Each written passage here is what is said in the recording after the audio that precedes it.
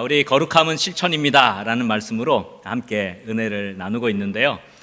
우리 지난 시간에는 권리 포기에 대한 이야기, 그리고 관계의 크기가 거룩함의 크기다, 그런 말씀을 나눴습니다. 우리가 가진 것의 일부, 밭의 소산의 일부, 포도원의 열매의 일부를 남겨둠으로, 즉 자기의 권리를 포기함으로써 우리는 하나님의 거룩함을 세상에 나타나는 그런 사람들입니다. 우리가 당연히 누리고 받아야 할 권리를 포기할 때 세상은 하나님의 거룩함을 우리를 통해서 보게 되는 줄 믿으시기 바랍니다. 그 거룩함은 나와 가족을 넘어서 이웃, 그 다음에 동포, 더 나아가서 거류민들, 우리와 상관없이 보여지는 사람들까지도 포함되는 점점 넓어지는 관계의 크기가 중요하다고 말씀을 했습니다. 그래서 이웃의 고통에 대한 공감의 크기가 거룩함의 크기이죠.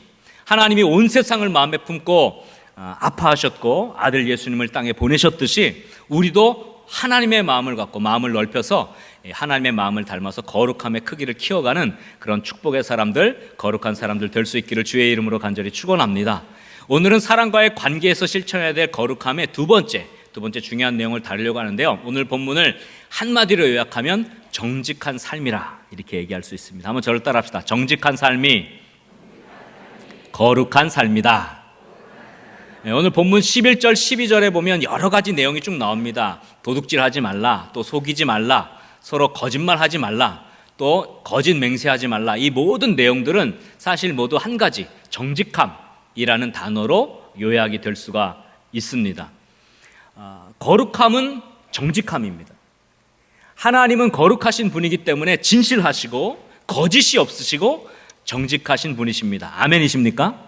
마찬가지로 우리가 하나님을 닮아 거룩한다면 우리도 또한 진실하고 정직하고, 그래서 거룩함을 나타내야 하죠. 하나님은 정직한 자에게 특별히 은혜를 베푸신다고 약속하셨습니다. 시편 11편 7절 말씀에 보니까 이런 말씀을 주셨어요. 우리 한번 다 같이 읽어볼까요? 여호와는 의로우사 의로운 일을 좋아하시나니 정직한 자는 그의 얼굴을 배우리로다. 할렐루야. 하나님은 정직한 자를 좋아하시죠. 의로운 일을 좋아하시고 정직한 자는 그의 얼굴을 뵙게 된다고 말씀하셨습니다. 또 시편 84편 11절에 보면 이런 말씀이 있습니다. 한번 다 같이 읽겠습니다.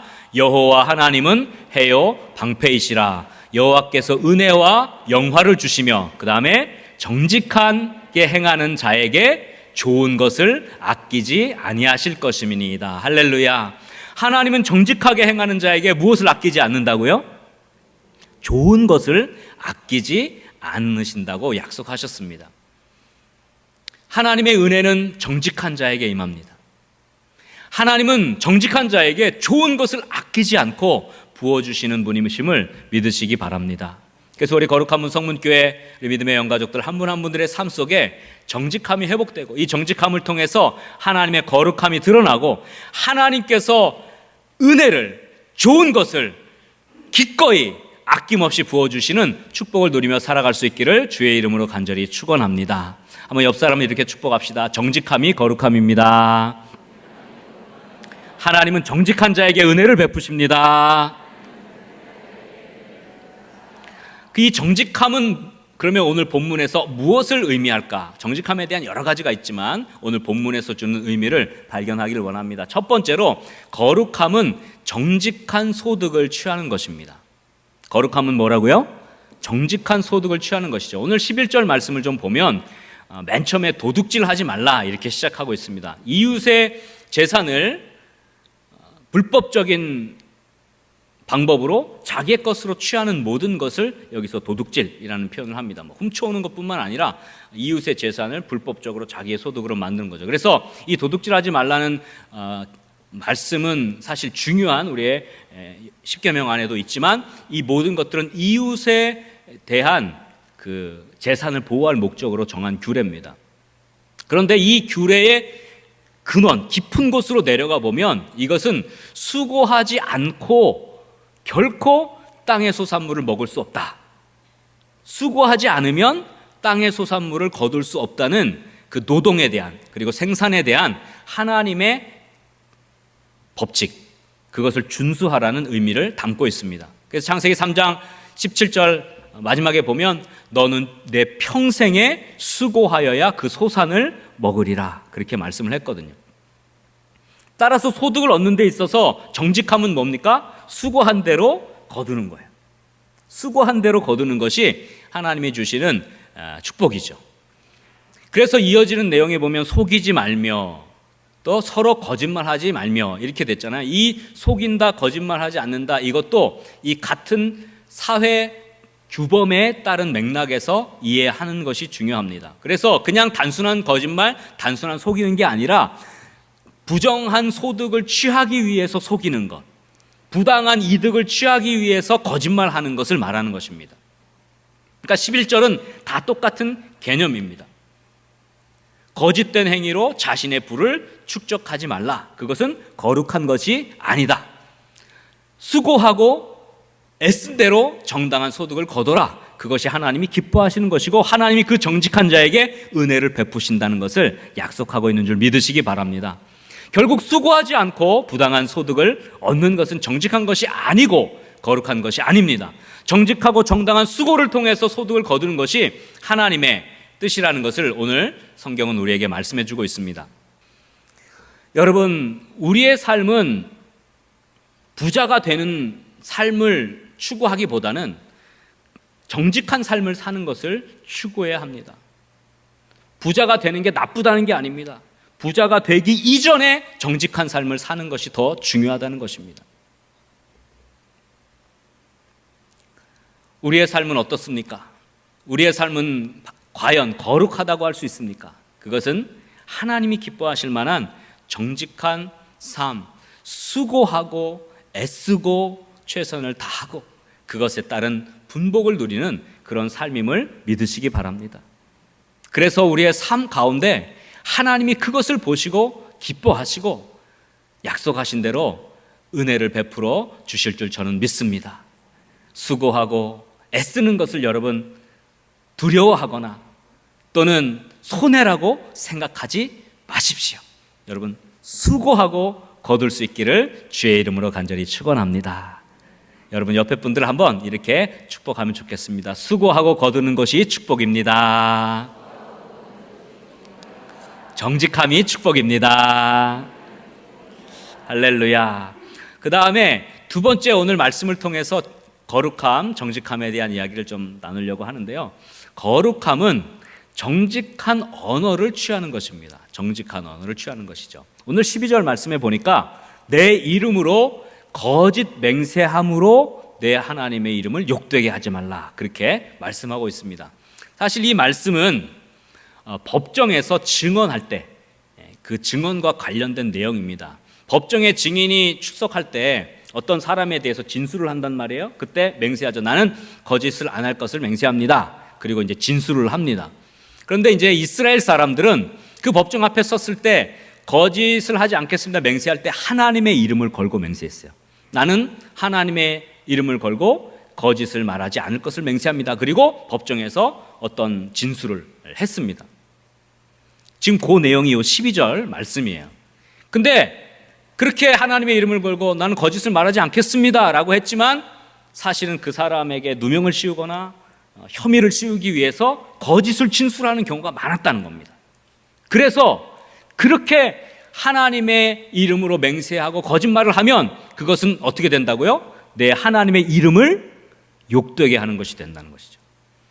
그래서 이스라엘에게서 이런 거짓 맹세, 즉 하나님의 이름으로 했던 이 맹세의 거짓을 말하는 것은 굉장히 큰 죄로 규정하고 그것을 아주 엄중하게 처벌을 했습니다.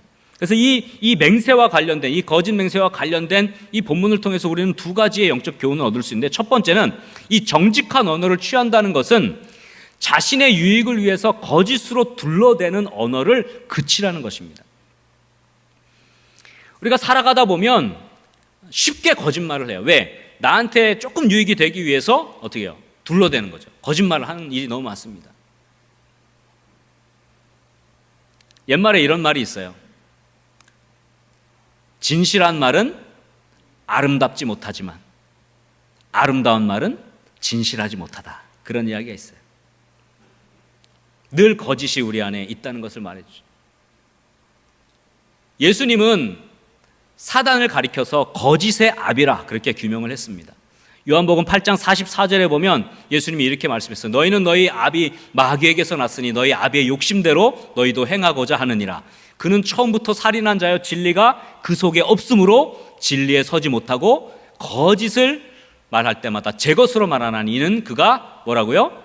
거짓말쟁이요 거짓의 아비가 되었습니다. 예수님께서 하나님 나라의 복음을 선포하시고 진리를 선포하고 정직한 것을 선포하니까 바리새인과 서기관들이 그것을 받아들이지 못했어요.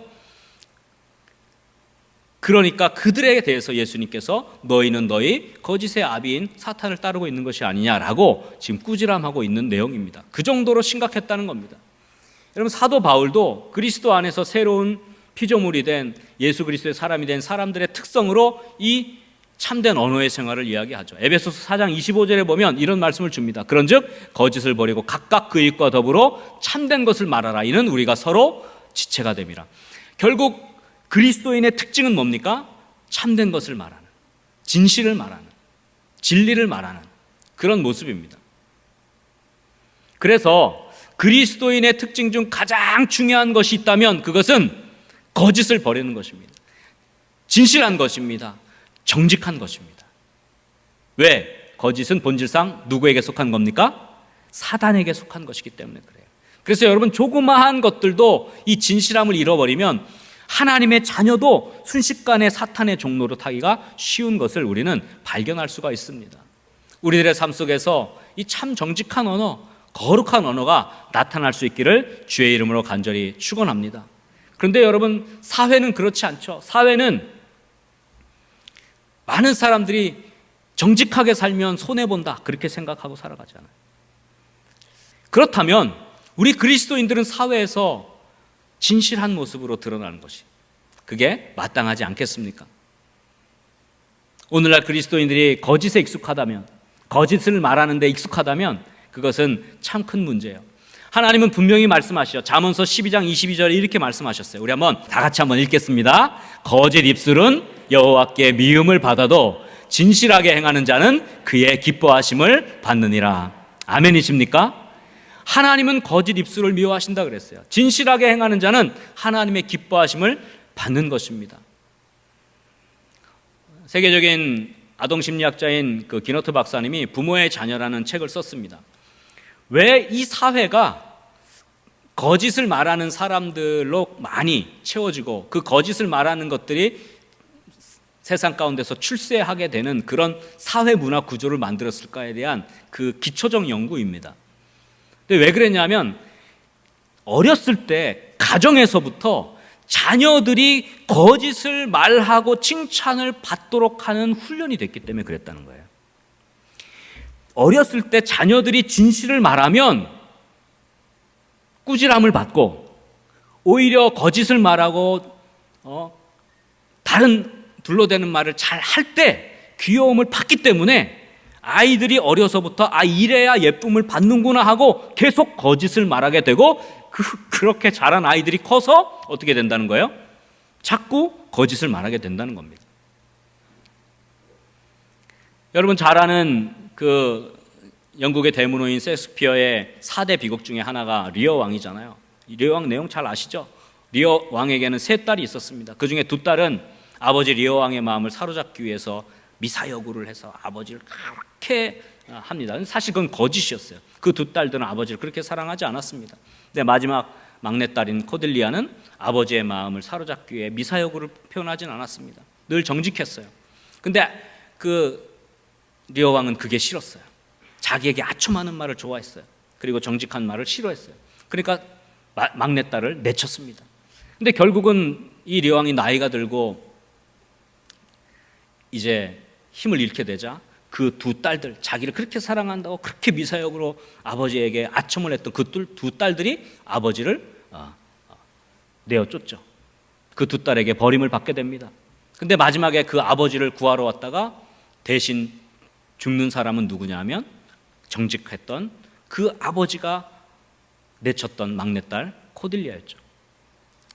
여러분, 거짓을 즐기고 거짓을 가르치는 리오 왕의 비극을 사실은 이사야 수피아는 우리의 모습을 투영해서 그대로 보여준 겁니다. 그래서 이게 명작이 된 거죠. 여러분, 우리의 가정도 그래요. 또 우리의 삶도 그렇습니다. 거짓이 익숙해지고 거짓에 많이 이렇게 노출되어 있다 보니까 그것이 결국은 자기를 갉아먹게 되죠. 그래서 어려서부터 정직한 것을 칭찬하는 습관이 우리 안에 회복돼요. 우리는 그리스도인의 가정은 더 그래야 된다고 저는 생각해요. 근데 정직하면 손해본다는 생각이 어려서부터 돼요. 왜? 정직하면 자꾸 혼나니까. 크리스천 가정에서는 정직하면 잘못을 했어도 그것을 용서할 수 있는, 그리고 그 정직함을 칭찬해 줄 수 있는 그런 변화가 있어야 합니다. 어떤 아이가 부모가 아끼는 그릇을 깼습니다. 정직하게 고백합니다. 제가 실수로 건드려서 깨뜨렸어요. 실토하면 네가 그렇지 그래가지고 와서 잡아 패니까. 애가 그 다음부터는 정직해지지 못하는 거예요. 혼날까 봐 둘러대죠. 제가 안 그랬어요. 바람이 불어서 떨어졌나 보죠. 심지어는 다른 친구들과 아리바이를 조성해서 사탕을 주고 난 너랑 놀고 있었다 그래. 그래가지고 알리바이를 줬어요. 나 그때 몰랐어요. 없었어요. 저 친구랑 놀고 있었어요. 거짓은요, 또 거짓을 말하게 만들어요. 거짓은 계속 거짓을 생산합니다. 그리고 그게 익숙해지면 나중에 거짓말 하는지도 모르고 거짓말을 해요. 정직하지 못한 것이 몸에 배게 돼요. 순간의 위기를 모면하기 위해서 자꾸 거짓말하는 삶을 살게 돼요. 어려서부터 그렇게 자라니 커서도 똑같이 되는 거예요. 그러니까 이게 사회 구조 안에 팽배해져 있는 겁니다. 그러니까 진실한 사람이 귀한 시대가 된 거예요. 우리 그리스도인의 가정이 먼저 이렇게 정직함이 훈련되고 정직함을 통해서 빛을 발할 수 있는 거룩함이 회복될 수 있기를 주의 이름으로 간절히 축원합니다. 결국 정직하게 행하는 자는 입술도 진실해질 수밖에 없어요. 왜? 행동에 감출 게 없기 때문에 거짓을 말할 필요가 없어요. 반대로 부정직한 행동을 하는 사람은 반드시 거짓 입술을 가집니다. 왜? 자꾸 은폐하기 위해서 속이게 되고 입술에 거짓이 붙게 되어 있기 때문에 그렇습니다. 저와 여러분들의 삶 속에서 진실함이 회복되는 은혜가 있기를 주의 이름으로 간절히 축원합니다. 또 두 번째로 주시는 그 교훈이 있습니다. 이 정직한 언어를 취한다는 것은요, 하나님의 이름으로 맹세하는 이 무게감을 가지라는 겁니다. 즉, 내가 한 말은 하나님의 이름으로 한 말이기 때문에 반드시 무게감을 가지고 책임을 져야 한다는 것입니다.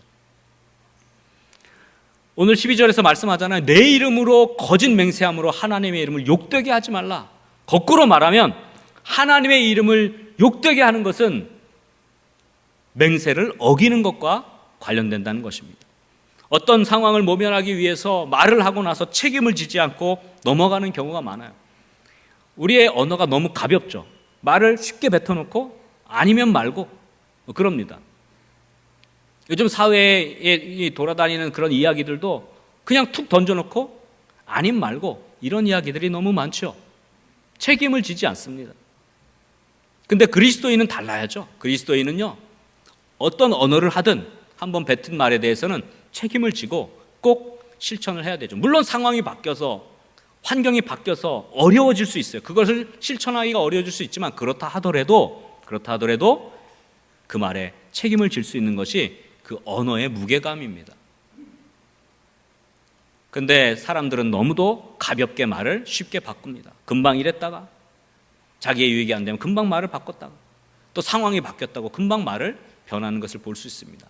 우리 그리스도인들의 삶에서의 이 언어의 무게가 하나님의 이름으로 맹세하는 그 무게여야 하는 것입니다. 그래서 그리스도인의 언어는 하나님의 이름으로 맹세하는 무게여야 합니다. 그래서 베드로는 이것에 대해서 이렇게 선포했습니다. 4장 11절, 베드로전서 4장 11절에 보면 이렇게 말씀했어요. 만일 누가 말하려면 어떻게 하는 것 같이 하라고요? 하나님의 말씀을 하는 것 같이 하라 그랬어요. 어떤 사람이 말을 하면요, 하나님이 말씀하는 것처럼 하라. 이것이 우리의 언어가 되어야 된다는 것입니다. 누가 봉사하려면 하나님이 공급하시는 힘으로 하는 것 같이 하라. 왜? 이는 범사의 예수 그리스도로 말미암아 하나님이 어떻게 해요? 영광을 받으시게 하려 함이니 그에게 영광과 권능이 세세에 무궁하도록 있느니라. 아멘. 아멘이십니까? 예전에 제가 그 공군에서 목회를 할 때 전라도 광주에 있는 비행단에서 광주 기지교회에 담임을 했습니다. 한 1년 3개월 정도 짧게 하고 다시 본부로 오게 되었는데요. 그때 일입니다. 그때 제가 자주 가는 카센터가 있었어요. 근데 하루는 자동차가 덜덜덜덜덜 이렇게 떠는 거예요. 그래서 바퀴에 문제가 있나 그래서 카센터에 갔는데요.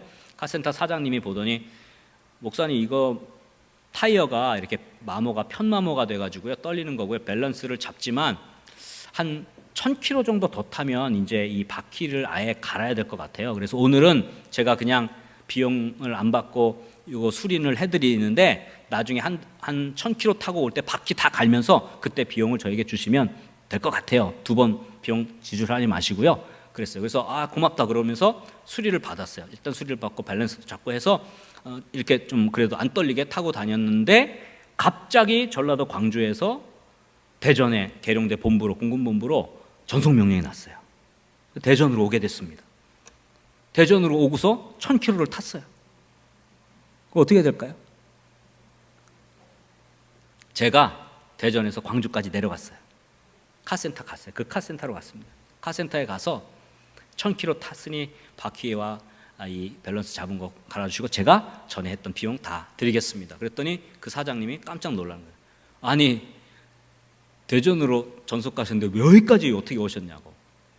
목사님 달라도 다르네요. 이렇게 얘기를 하는 것을 제가 들었습니다. 사실 별건 아니지만 내가 약속한 언어는 정직해야죠. 약속한 언어는 책임을 져야죠. 좀 상황이 바뀌어서 내가 좀 불편해질 수 있고 상황이 바뀌어서 내가 좀 어려워질 수 있지만 그러나 그 언어가 지켜질 때 거기에서 하나님의 거룩함이 나타나는 줄 믿으시기 바랍니다. 달라도 다르네요라는 말이 나온 것은 다르다는 건 뭐예요? 구별됐다는 건 뭐예요? 그게 거룩함 아니겠어요? 세상 사람들과 우리가 다른 게 거룩함 아니겠어요? 근데 뭐해서 우리가 거룩함을 드러내겠어요? 세상 사람들은 말을 쉽게 바꿉니다. 그러나 우리 그리스도인들은 하나님의 이름으로 맹세한 것처럼 한 번 말을 뱉은 것은 실천하고 반드시 그것을 지켜가는 정직함을 회복할 수 있기를 주의 이름으로 간절히 축원합니다. 그때 세상 사람들은 그 언어를 통해서 그 말을 지키는 우리의 모습을 통해서 하나님이 계시구나 그것을 알 수 있고 하나님께 영광을 올리게 되는 것입니다. 우리의 언어의 무게는 어떻습니까?